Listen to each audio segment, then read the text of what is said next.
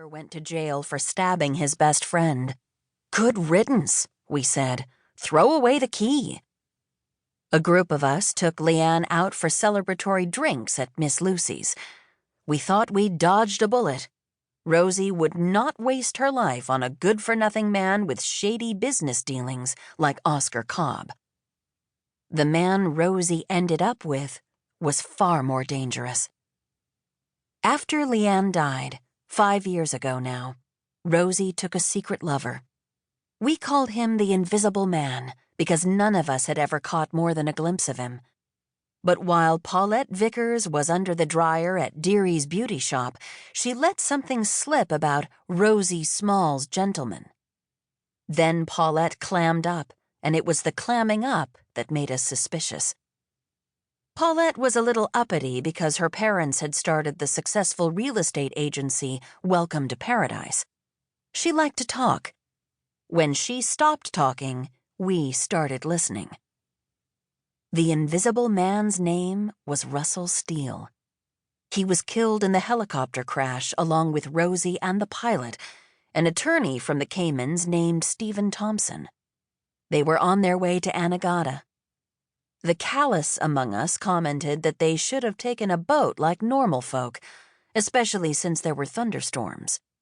The perceptive among us noted that, while there were thunderstorms on New Year's morning, they were south and west of St. John, not northeast, which was the direction the helicopter would have been flying to get to Anegada.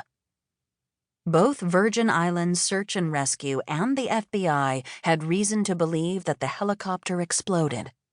Maybe an accident, an electrical malfunction, or maybe something else. If you think this is intriguing, imagine hearing of the arrival of the Invisible Man's family. For, yes indeed, Russell Steele was married, with 2 grown sons and 1 grandchild. And did his wife and sons stroll right down the St. John ferry dock on January 3rd and climb into the car belonging to Paulette Vickers, who then whisked them off to whatever grand, secluded villa Russell Steele owned? Yes. Yes, they did. Would the family of Russell Steele find out about Rosie? Yes, they would. It was one of the taxi drivers, Chauncey, who witnessed a determined-looking woman marching down the National Park Service dock, calling for Captain Sam Powers, we all know him as Huck, Leanne's devoted second husband and Rosie's stepfather, and then talking herself right onto Huck's boat, the Mississippi. Chauncey remembers whistling under his breath because he had seen women on a rampage like that before, and they always got what they were after. The 2 sons appeared out and about in Cruz Bay, going to the usual places tourists go, La Tapa to enjoy the mussels, High Tide for happy hour. We saw these young men, one tall and clean-cut with a dimple, one stocky with bushy blonde hair, in the company of 2 young women we were all very fond of, charming and lovely Ayres Wilson, who had been Rosie's best friend, and Tilda Payne, whose parents owned a villa in exclusive Peter Bay.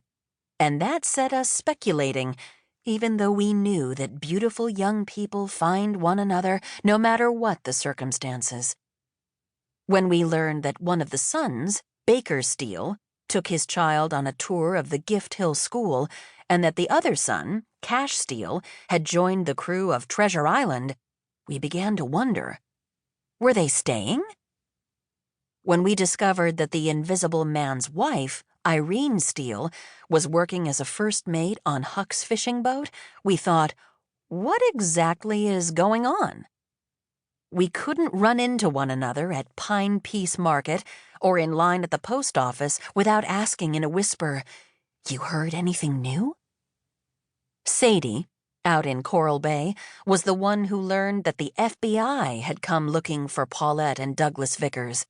But Paulette and Douglas had taken their 6-year-old son, Windsor, and fled by the time the FBI arrived. They went to St. Croix to hide out with Douglas's sister in Frederickstead. Did one of us tell the FBI where they were? No one knew for sure.